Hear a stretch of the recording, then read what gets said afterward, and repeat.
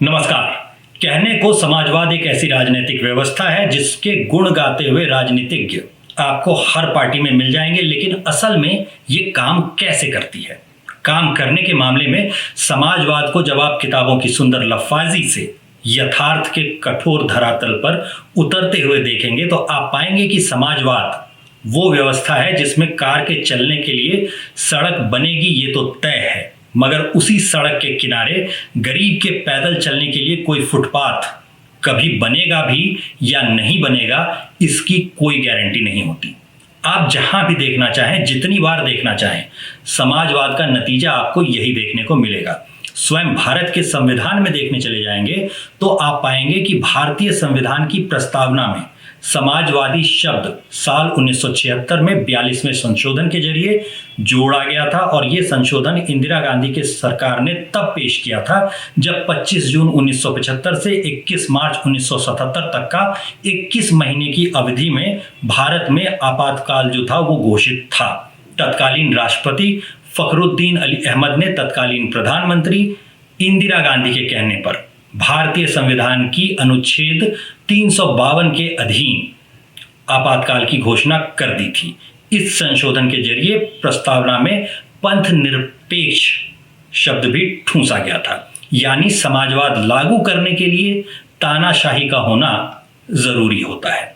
अब सवाल उठता है कि बिहार के संदर्भ में जब हम समाजवाद की बात करते हैं तो भला आपातकाल की, इमरजेंसी की, इंदिरा गांधी की बात क्यों बिहार की राजनीति की बात करते ना?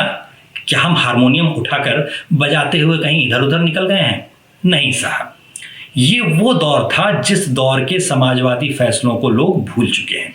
लोगों को ये गलतफहमी होने लगी है कि समाजवादी फैसलों से उनका कोई हित हुआ, चाहे वो जेपी आंदोलन हो या फिर कर्पूरी ठाकुर का दौर। उस दौर के जो समाजवादी नेताओं के फैसले थे, उनका बिहार पर जो असर हुआ उसके बारे में पता न हो तो आज जो नतीजे हमें दिखते हैं उनकी वजह समझ में नहीं आएगी। ये दौर बिहार में राजनीतिक उथल पुथल का दौर था, और 1968 से 1990 में लालू यादव के आने तक का जो दौर था वो देखेंगे तभी पता चलता है कि बिहार में क्या चल रहा था। इस पर सिर्फ समाजवादियों का पक्ष सुनाई देता है, जैसा कि हाल में ही तेजस्वी यादव के एक बयान में बिहार की विधानसभा में सुनाई दिया। वो बताते हैं कि 1961 से लेकर के 1990 तक 22 बार मुख्यमंत्री बदले। बिहार में सिर्फ 1968 से 1990 तक में 5 बार राष्ट्रपति शासन लगाया गया। पहले आइए तेजस्वी यादव के बयान को सुन लेते हैं। सुन लो यार, इतिहास जान लो, पढ़ते लिखते तो हो नहीं, टिपा टिप्पणी में कूदते रहते हैं। आंकड़ा जान लीजिए, 2005 से पहले का बिहार क्या था हम आप सब लोगों को बताना चाहते हैं। 1961 से लेकर 1990 तक 22 बार मुख्यमंत्री बदले। 1961 से लेकर 1990 तक 22 बार मुख्यमंत्री बदले और 5 बार राष्ट्रपति शासन बिहार में लगा, यानी 29 साल में 27 बार सरकार की उथल पुथल रही। जब प्रदेश में राजनीतिक स्थिरता नहीं थी, वंचित समूहों को उनका हक नहीं मिलता था, तो कहां से विकास होगा महोदय? हम जो बातचीत शुरू कर रहे हैं वो 1961 से नहीं बल्कि 1968 से शुरू कर रहे हैं। ऐसा इसलिए क्योंकि 5 मार्च 1968 को जन क्रांति दल के महामाया प्रसाद सिन्हा बिहार के मुख्यमंत्री बने और कर्पूरी ठाकुर उप मुख्यमंत्री बने। ये बिहार की पहली गैर कांग्रेसी सरकार थी। महामाया प्रसाद सिन्हा 329 दिन मुख्यमंत्री रहे और उनके बाद 28 जनवरी 1968 को सतीश प्रसाद सिंह 4 दिनों के लिए, जी हाँ 4 दिनों के लिए 1 फरवरी 1968 तक मुख्यमंत्री रहे। 1 फरवरी को आ गए राजा बिंदेश्वरी प्रसाद मंडल, जो 50 दिन के लिए यानी 22 मार्च तक मुख्यमंत्री रहे। ये दोनों शोषित दल नाम की पार्टी के थे। इसके बाद फिर से कांग्रेस के भोला पासवान शास्त्री 22 मार्च 1968 को 99 दिनों के लिए मुख्यमंत्री बने। यहाँ पर आता है हमारे दौर का पहला राष्ट्रपति शासन, जो 29 जून 1968 से 26 फरवरी 1969 तक रहा।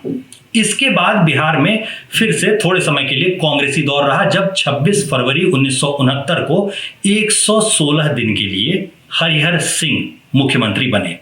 इनके बाद भोला पासवान शास्त्री दूसरी बार 22 जून 1969 को 12 दिनों के लिए मुख्यमंत्री बने और कांग्रेस की जो आपसी उठापटक थी उसके बीच में एक बार फिर से 6 जुलाई 1969 से 16 फरवरी 1970 तक बिहार में राष्ट्रपति शासन लगा दिया गया।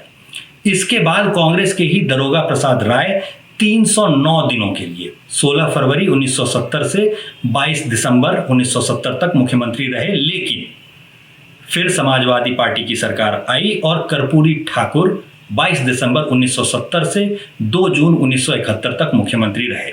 तीसरी बार भोला पासवान शास्त्री 221 दिनों के लिए 9 जनवरी 1972 तक मुख्यमंत्री रहे और फिर से बिहार में तीसरी बार राष्ट्रपति शासन लगा दिया गया।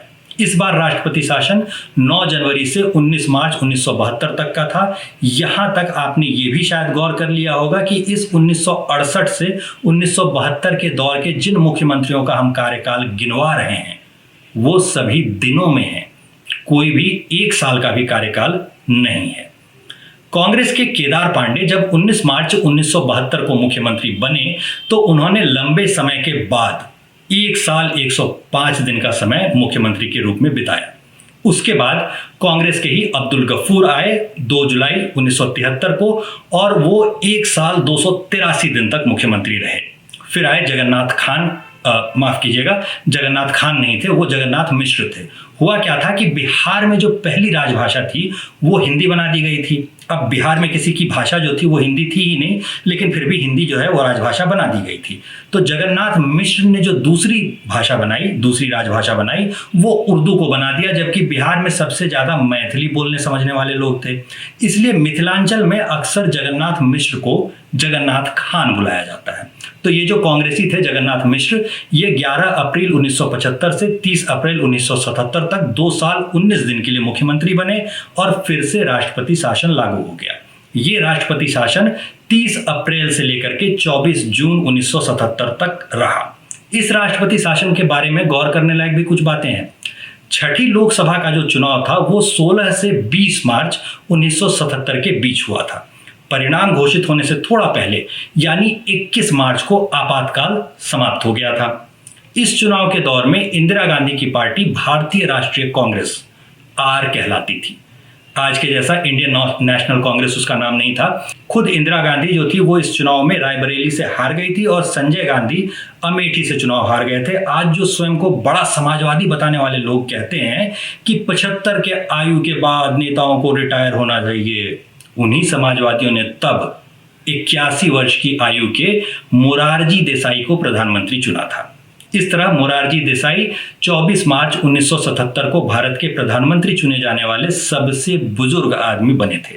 इसका मतलब ये भी होता है कि पहले 3 राष्ट्रपति शासन भले ही इंदिरा गांधी और कांग्रेस आर के लगाए हुए हों, लेकिन ये जो चौथा वाला राष्ट्रपति शासन बिहार में लगा था वो खुद समाजवादियों ने लगाया था।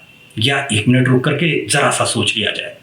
1976 में 46वें संशोधन के जरिए जिस कांग्रेस ने संविधान की प्रस्तावना में समाजवादी शब्द घुसाया वो पहले 3 राष्ट्रपति शासन लगाती है और उसके बाद लोहिया, जेपी और समाजवाद के नाम पर जो कांग्रेस को हटाकर सत्ता में समाजवादी बनकर आते हैं, उन्होंने बिहार पर चौथा राष्ट्रपति शासन लगाया। इसमें गौर करने लायक ये भी है कि ये जो तेजस्वी यादव बता रहे थे कि बिहार में 5 बार राष्ट्रपति शासन लगा, उनके अब्बा हुजूर चारा चोरी के सजा याफ्ता अपराधी लालू यादव 29 साल की उम्र में जो समाजवादी सांसद बने थे वो इसी 1977 के चुनाव में बने थे। यानी तेजस्वी यादव के अब्बा हुजूर भी उसी सरकार में थे जिसके लगाए राष्ट्रपति शासन को तेजस्वी यादव बिहार पर हुआ अन्याय बता रहे हैं। इस राष्ट्रपति शासन के बाद बिहार में बाकी देश की तरह ही कांग्रेस की हार हुई और जनता पार्टी जो है वो सत्ता में आई।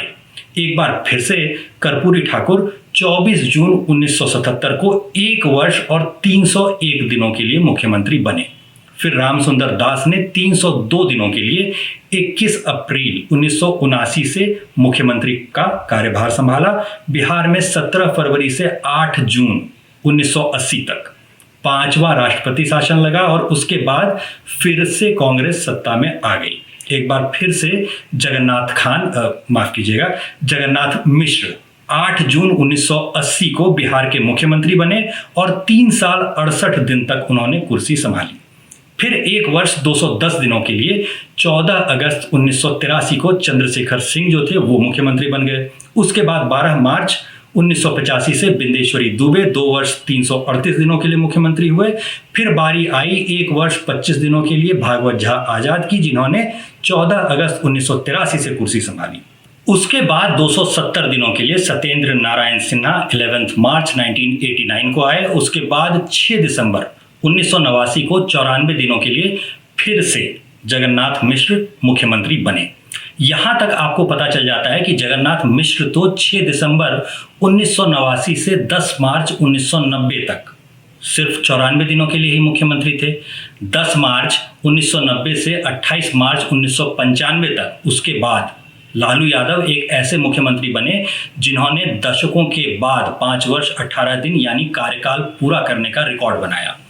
अब आप चारा घोटाले पर भी प्रश्न करने लग जाएंगे। घोटाले के बारे में 94 दिन मुख्यमंत्री रहने वाले से पूछें या 5 साल मुख्यमंत्री रहने वाले से। तो ये जो सवाल आज बिहार वासियों के मन में उठते हैं और बिहार के बाहर से चुनाव देख रहे इलेक्शन टूरिस्ट जैसे पक्षकार जो बिहार में आते हैं उनके मन में भी उठते होंगे, उन सवालों का संदर्भ समझने के लिए हमारे पास पृष्ठभूमि की जानकारी होनी चाहिए।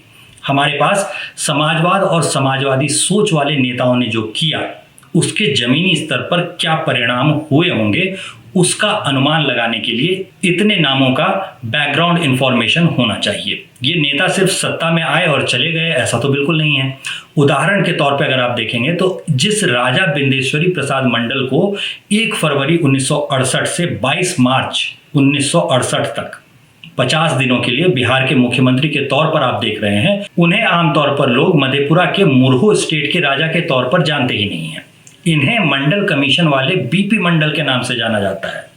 50 साल पुराने आंकड़ों के आधार पर बीपी मंडल की कमीशन ने जो सिफारिशें दी उसी के आधार पर एक दूसरे राजा मांडा कहलाने वाले राजा वीपी सिंह ने 1990 में ही जो आरक्षण में बदलाव किए उसने देश को आत्मघातों का एक पूरा दौर दिखाया। 125 या उससे अधिक युवाओं के मौत की जिम्मेदारी सीधे सीधे राजा वीपी सिंह पर आती है और अपनी ही जाति यादवों को वंचित शोषित घोषित कर देने वाले थे राजा बिंदेश्वरी प्रसाद मंडल या बीपी मंडल। इतने पर आपको अंदाजा होने लगा होगा कि बिहार को राजनीति की प्रयोगशाला क्यों कहते हैं। आज जिस उत्तराखंड में 22 वर्षों में 11 मुख्यमंत्री बदलने की बात कर रहे होते हैं वो सब बिहार में 50 वर्ष पहले ही करके आजमाया जा चुका है।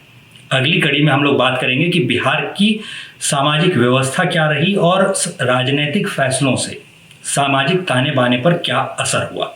इसके जरिए बिहार की आज की राजनीति को दिशा मिलती है और ये समझने में हमें इन चीज़ों से सुविधा होगी। तो अगले बार की चर्चा सीधे 100 वर्ष पीछे जाती है और उसमें हम लोग जातियों के समूहों को, संगठनों को बनने और उनके जो कुछ समुदायों के राजनीतिक प्रतिनिधित्व की ओर शुरू से बढ़ने की जो बातें थी उसको हम लोग देखेंगे और हम लोग मिलते हैं अब अगले वीडियो में। आज के लिए इतने पर ही आज्ञा दीजिए। नमस्कार।